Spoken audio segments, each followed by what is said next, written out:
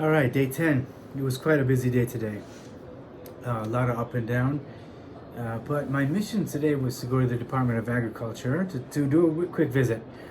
Unfortunately, that didn't work out. There needed to be some sort of uh, paperwork involved, and of course, I didn't have that. And I'm sure by the time I got word back, I would have finished the book. I'd been working on probably half of another book. So I just like shrugged my shoulders. I said thank you, and I walked away.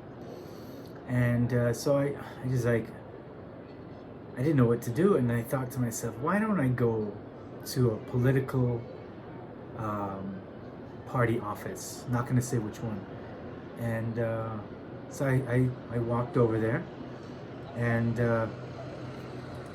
I I was initially successful. They got me in, but unfortunately they needed to find out who I could speak with, and so um, maybe I spoke to someone for 5 minutes, and I asked him if I could just ask him two questions, and he said sure, it's okay, and of course anonymity was promised, blah blah blah, the usual.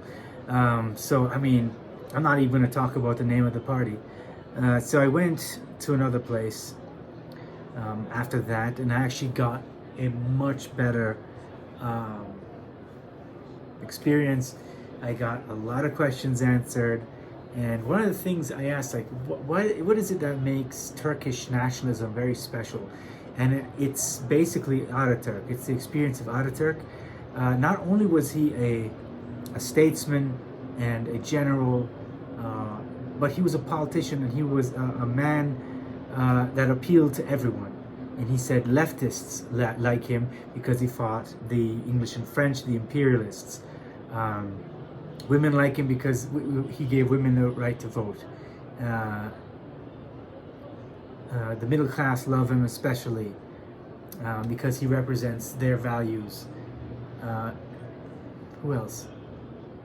Oh yes, the people who are Islamic government minded.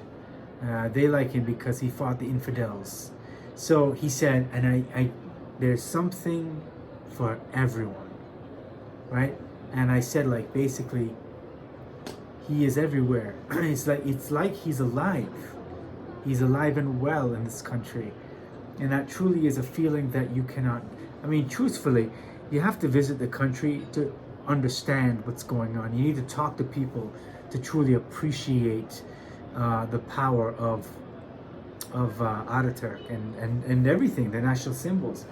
A lot of political science nowadays has been relegated to statistics and regression analysis, and I think all of that takes the realness, the human factor of politics. I mean, I understand what they're trying to do, and I appreciate it. Like, I read those papers, the findings and the way that it was done, the methodology. That sort of thing is important. But in many ways, this has become a very dominant force, especially in international political economy in the United States. And I think that really does take away from the whole experience of studying politics and understanding belief systems, which is very, I mean, it's not impossible, but I don't think you can feel the emotion through a regression, if that kind of makes sense. Like, I'm not saying it's not valuable. What I'm saying is, like, it's a very different kind of feel you can't get from just reading a book. And so, I didn't really eat that much today. I had breakfast, of course, the usual. I wish they would bring back those scrambled eggs. Um, in the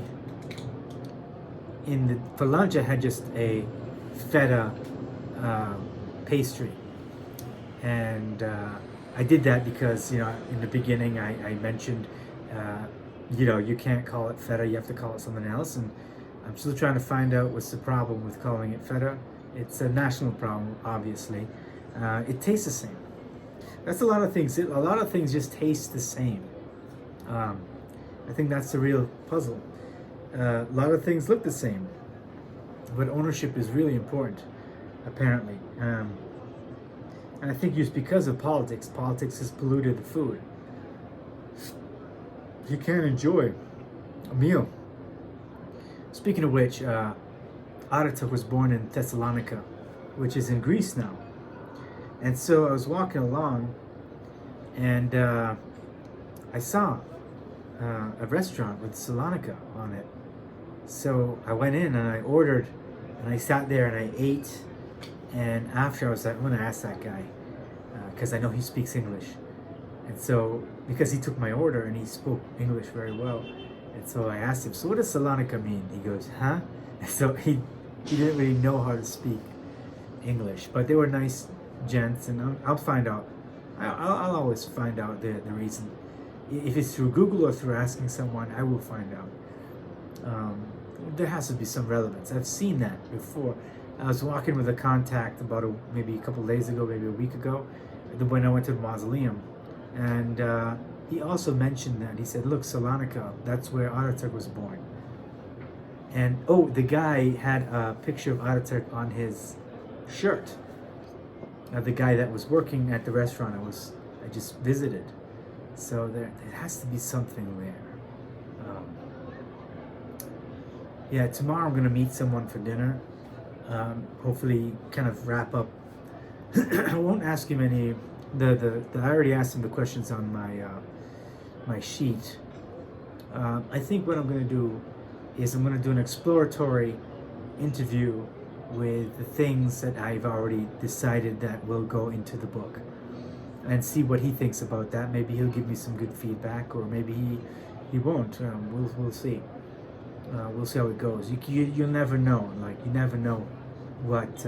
One of my first interviews here, he didn't answer any of the questions. He just avoided it, very artfully, I must say, because I didn't even realize until the day after when I was listening to the recording. So yeah, but it's been good.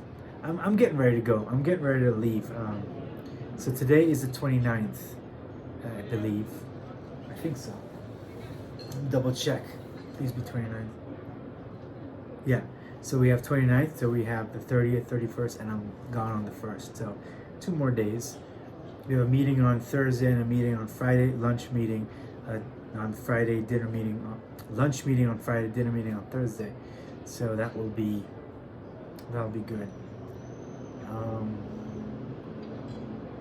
Yeah, everything's been good. I submitted the book yesterday, and they asked me to fill out a proposal, so hopefully it'll get reviewed and I can build on it. And yeah, this will be it'll be a good publication, because it takes me to belief systems and self-esteem issues, and like states having self-esteem and feeling humiliation. It builds on previous work, of course. I wrote it last summer. I wrote it in